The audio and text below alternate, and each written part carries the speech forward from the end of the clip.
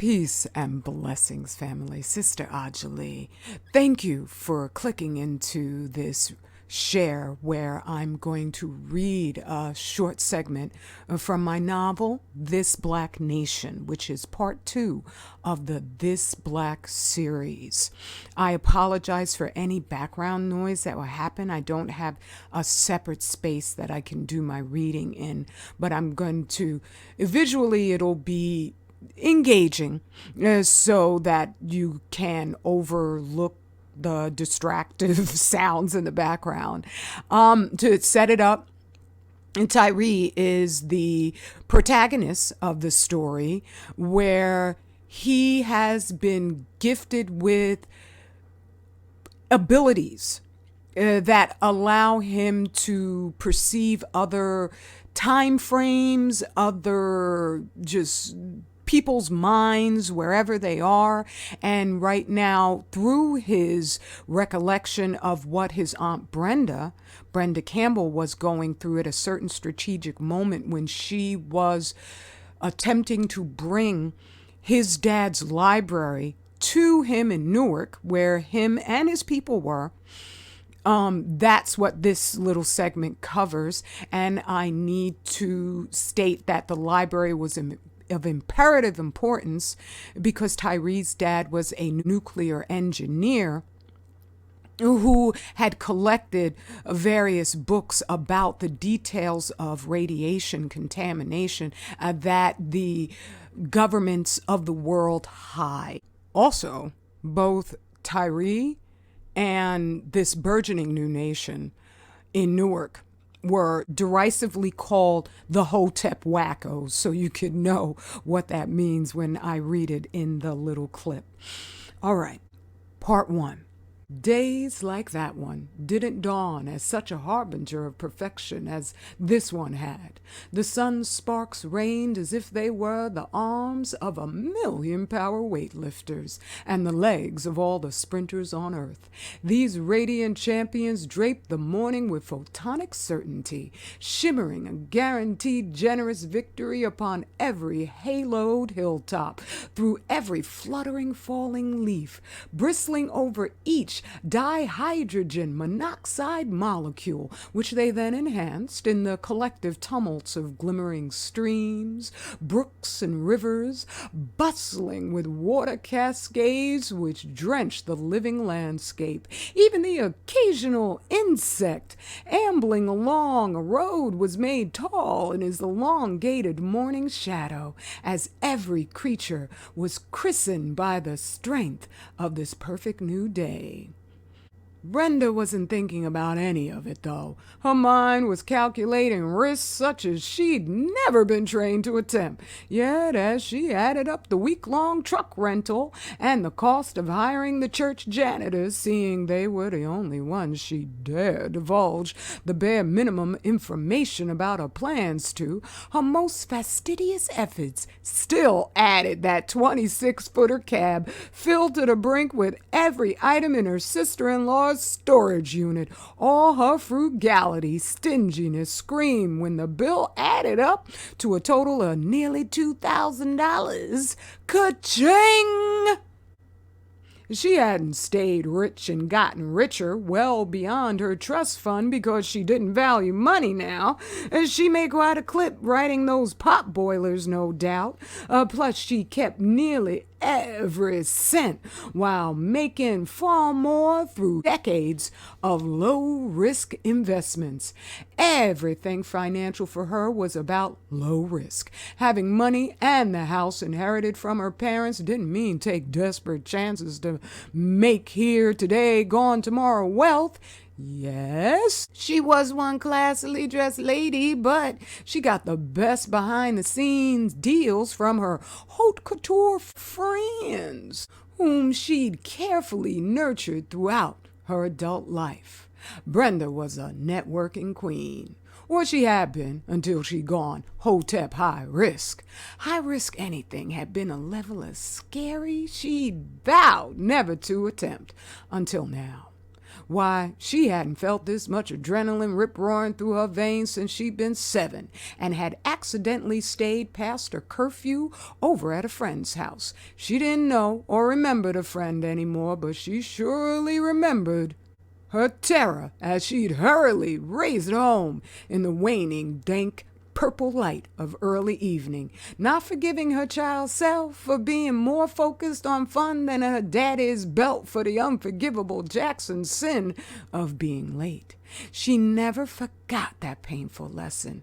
Those whippings worked, she thought, as she checked the secured bungee cords holding large pieces of furniture down, especially Renee's coveted and much emphasized a black marble dining table. For that one, Brenda special ordered a gigantic cardboard box cover, along with a mountain of bubble wrap to triple protect it, as Renee had implored she do. She didn't understand why Marcus had dispensed with a little corporal punishment. We weren't talking about abuse now, just a hand tap to remind your child when they'd reached the boundaries of your patience. Oh well. Life, she saw, was far more complicated than she'd have understood not only at 7, but every day of her 46 years of life. Her own daughters were good young ladies of 15 and 19, respectively, but and she now knew the only good parenthood made a genuine effort at doing one's best, because a child has her own nature. The best a mom or dad could do is to know they'd made a sincere try. Not that Rhonda or Veronica were anything but upright girls.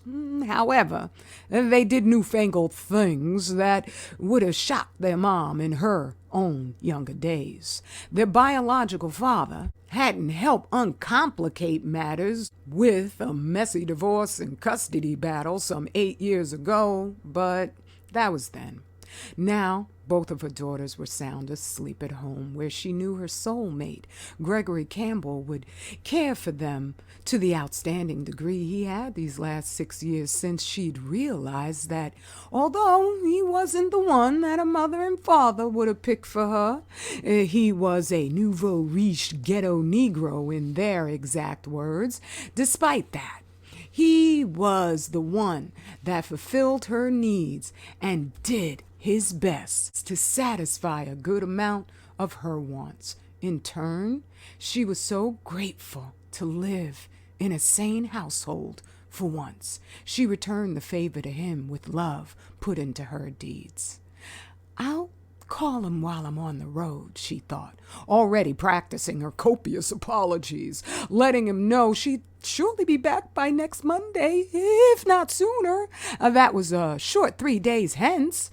He'd be upset, to be sure. However, on top of the monetary price, she concluded, trying to explain her decision to assist the infamous Hotep wackos when she'd kept him out of the loop of her growing distrust of America all these years.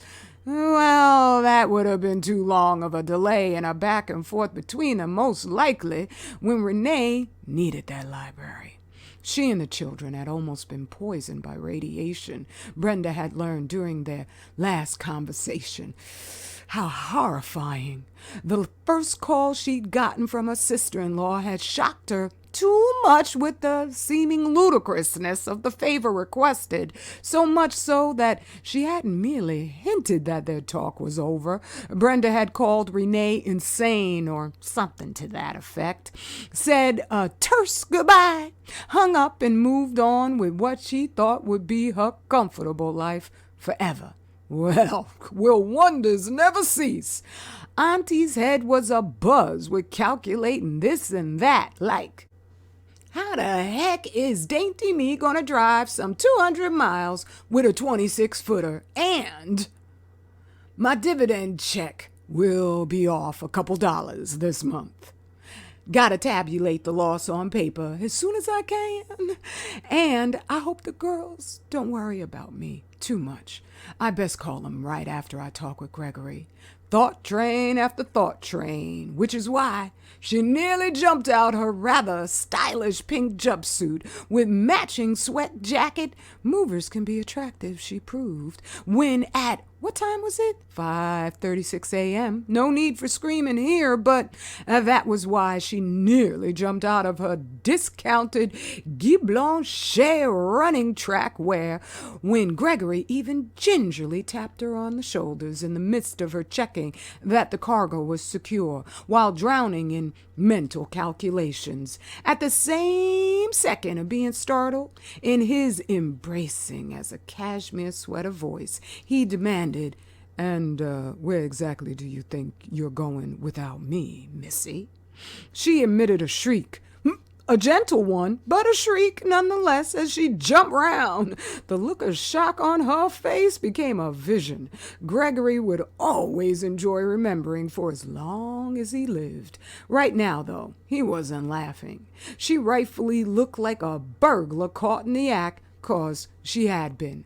Brenda hadn't foreseen this amount of risk. High-stakes gambling was brand new to her. Too late, she realized. Any and all things will happen when one steps outside of his or her comfort zone. Part 2. So you were just going to leave us with no explanation whatsoever? Gregory, interrogating his wife, felt genuinely hurt. He was still whole decibels lower than one would have expected him to speak, given the caught in the act circumstances. After saying hug stuff, love yous, and we'll be back in a couple days to her two slightly miffed with mom daughters, Veronica had started up her stepdad's car to take her and her sister back home and promised to return to the storage facility with a friend so she could drive Brenda's Audi back too. Mr. and Mrs. Campbell had then hit the road in that 26-footer. Oh, he was, by the by, driving the truck. Yep, he was driving the two of them eastwards along I-20, following those never-exact directions from GPS on how to get to the scheduled meet-up spot on the outskirts of Newark. They were taking the toll fare route, figuring it would be more reliable. They didn't mind paying for reliability. What kind of a rotten good morning would that have been? He rhetorically asked in the same measured volume. He was hurt, but he wasn't angry. Instead, he minded her not trusting him enough to share her plans with him. He had minded so much, suspecting something was not right, when his no need to go to work wife was suddenly not home for hours and hours without a word about where she'd gone. It had made him want to reassure her that she could trust him with any problem. She always had. If she'd gone shopping, out with friends, or running, her running suits were functional too. Or had she gotten into any number of the activities she usually did, she always told him. He didn't need her to. However, Brenda was a cautious woman, fearful of being kidnapped due to being a wealthy black woman living in their primarily white section of Sandstone Hills neighborhood. She always wanted him to know her location, just in case. Thus, when he'd come home during the day and she wasn't home, while he had no idea where she was, that was strange. Not that she hadn't given him hasty replies when she did get back from wherever she'd been, but Brenda was a terrible liar. If put on the spot, answering his casual question about where she'd been, she'd obviously nervously hesitated, giving quick, awkward explanations, such as that she'd been at her hairdresser's.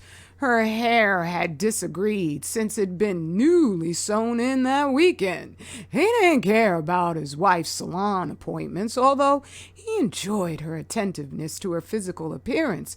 But even he knew she went for a tighten-up every 2 weeks, not every other day.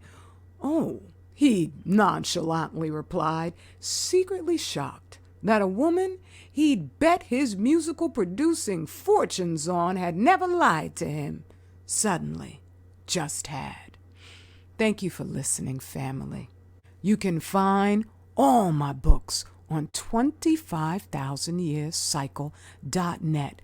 With my work, you assist me mightily in getting that proven warning about Fukushima fallout and how it is not only impacting our whole planet, but it's on your plate and you're eating it inevitably, as the FDA has now approved all food grown in Fukushima soil that just a month ago was found to be as high in radiation as when Fukushima was blown to smithereens.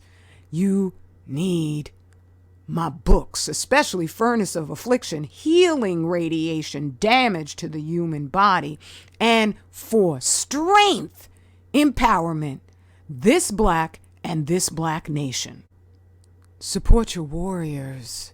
Don't leave us on the battlefield, unprepared to defend not only myself, but I know without you, there is no me. I ain't joking. I love you.